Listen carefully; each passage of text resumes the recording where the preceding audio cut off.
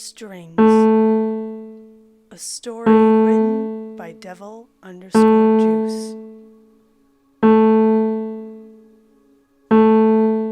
I haven't had control over my own actions for the past 10 years. It wasn't a sudden, jarring change when it began. It was more so an insidious settling in of sorts, much like a deadly disease that begins with a light cough. I don't know for sure when I caught it, per se, though I do have a pretty good idea of when it might have happened. My then fiancé and I had gone to a comedy club on a date. It was a dingy little venue, not the sort of place you'd ever expect to see anyone even halfway famous. Higher-end places didn't exactly fit into our budget at the time. All the same, though, we ended up having a really great time. The headliner was a local, small-time act, but you could tell from his performance that he wasn't going to be small-time for much longer. I swear, that man was one of the best stand-up comedians that I ever had the pleasure of seeing, on TV or otherwise. That same night, I was struck with an inspiration of sorts. Not the usual little vague feeling I'd occasionally get when I came up with a semi-decent idea for my writing. No, this time was something different, something stronger. It was as if a muse had taken hold of my very being and was ready to guide my hand as soon as I put pen to paper. Needless to say, I didn't exactly try to restrain this feeling. Over the next few days, on my off time and in between waiting tables, I wrote a full screenplay. This was a tad bit out of the norm for me, as my usual fare was short stories and the occasional half-baked attempt at a novel. My writing itself was different as well, no longer filled with the starts and stops of indecision and self-doubt. My pen flew across the paper with a singular purpose that I had never quite experienced before. It was powerful, meaningful even. When I held the complete draft of it in my hands at the end of it all, I felt a sense of completeness. Somehow I knew I had made something worthwhile. Looking back on it now, I knew it was then that it had truly started to take hold of me. I had no way of knowing then, but it was already too late for me. Things moved surprisingly quickly after that. I got in contact with a production company and, almost before I knew it, my screenplay was becoming a full Hollywood production. It all seemed too good to be true.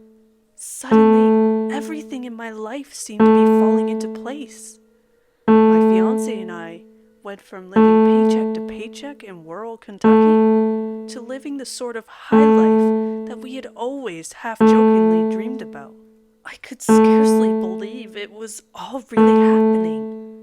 I pinched myself more than just a few times in those first few months before I truly had myself convinced of the truth of it all. I took the majority of the profit I had made off the initial sale of the script and gave my now wife the wedding of her dreams.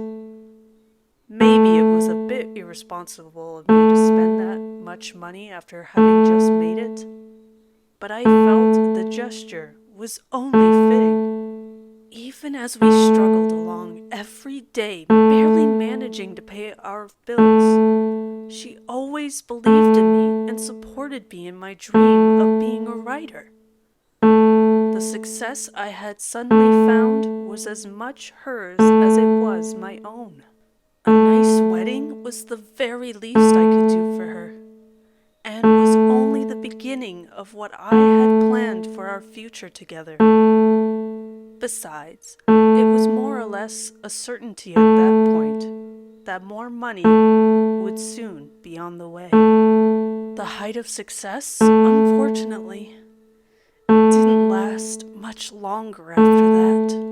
I was sitting in the audience for the premiere of my movie when I first saw them. At first, they were indistinct little glints that I could only just slightly catch sight of when the light hit them just right. The more I found my eyes focusing on them, though, the clearer they started to become. Eventually, I finally realized what they were. A set of threads stretching upwards from my ankles and wrists to an indeterminate location above me, like a puppet's strings. I chuckled a bit, joking to myself that it was likely the work of a spider with a sick sense of humor. I moved to brush them away, but I didn't. Perplexed, I tried again, but my limbs would not obey me. I couldn't move.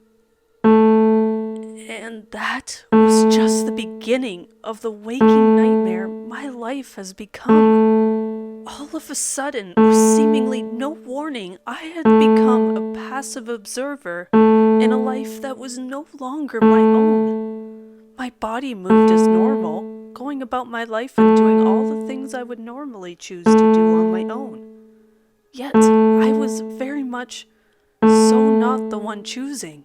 It was like walking through a door in a video game and suddenly losing control of your character as a cutscene begins.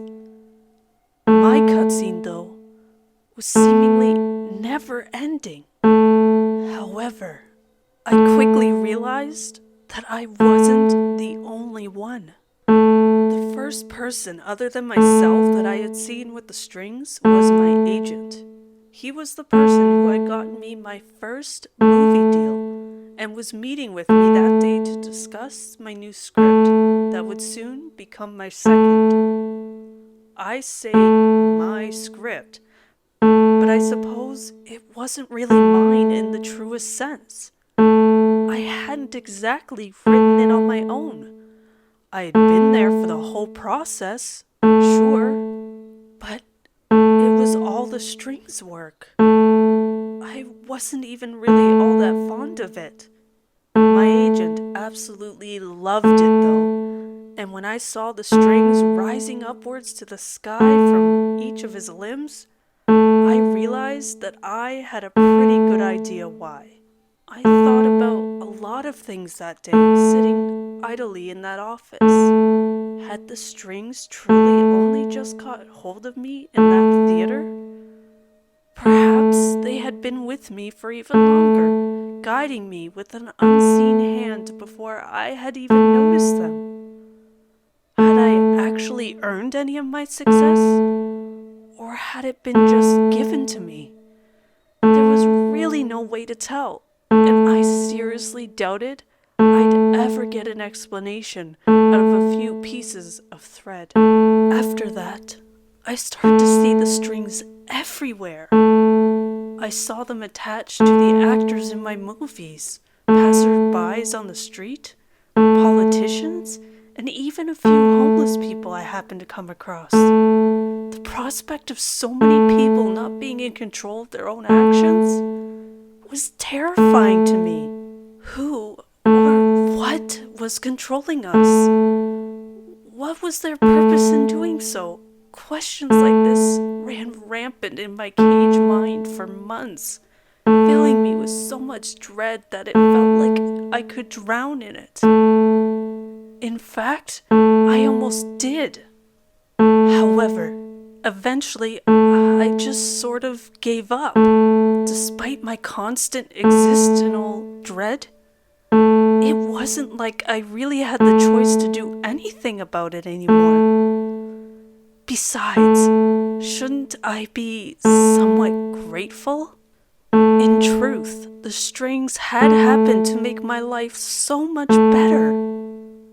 Clearly, things could have turned out a whole lot worse for me, depending on the whims of those and ethereal bits of thread. Maybe I'd just be better off enjoying the ride. I was naive. I didn't recognize the woman that showed up at my door that day while my wife was out. She was a complete stranger to me, beautiful and scantily clad. I wasn't looking at her body though. My gaze was instead drawn to the all too familiar strings, stretching endlessly from her limbs and up into the sky. I invited her inside.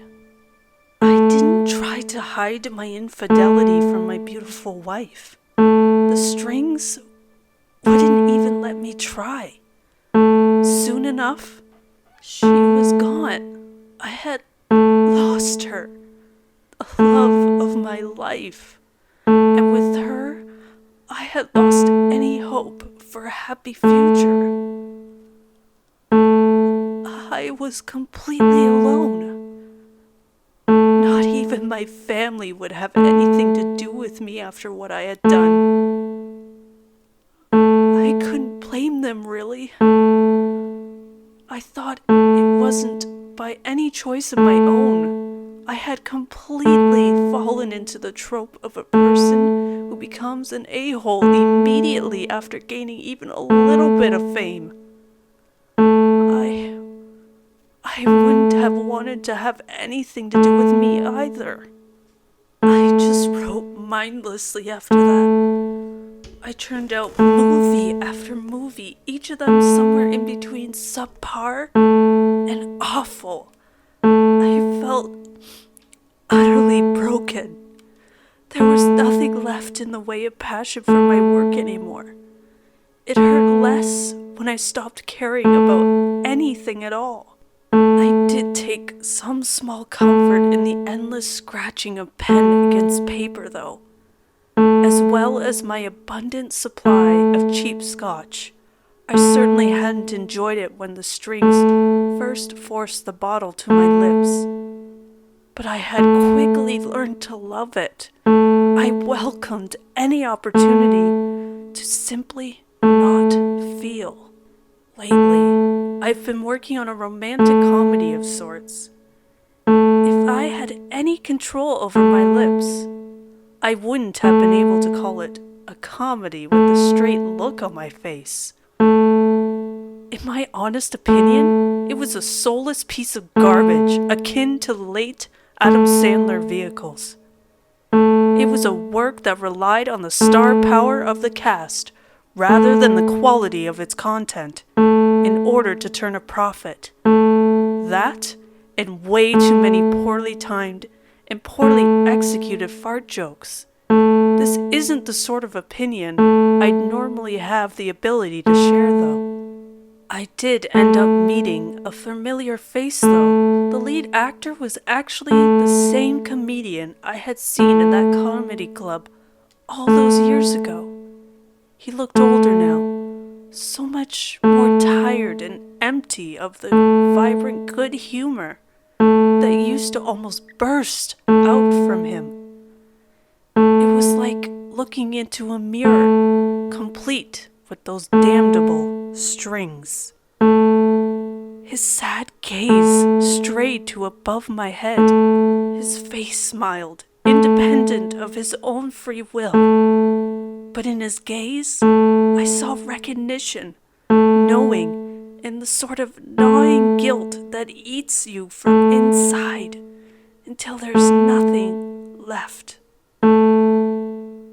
Now reading this, I'm sure you're likely wondering, if you're unable to control your own actions, then how are you even writing this? Surely the strings wouldn't allow you to do so, based off what you said so far. The simple fact of the matter, though, is that I'm still very much so not in control of my actions. In all these years, there hasn't been a single moment that the strings have relinquished control over me. As always, they are forcing me to write this. Even now, I have no idea what their goal is. Everything they do seems completely random.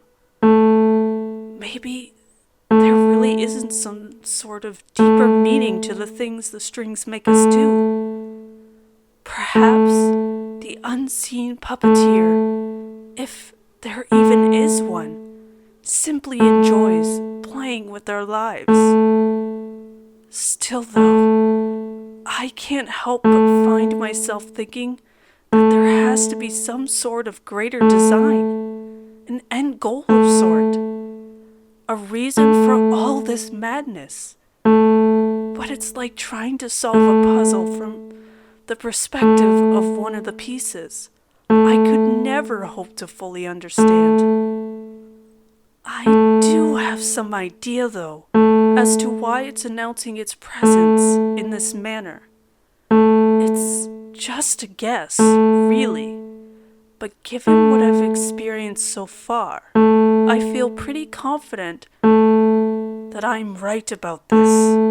Not that it does any sort of good at this point. All I can say is that I am truly so very sorry for doing this to you all. I hope with all my heart that you didn't read this all the way to the end.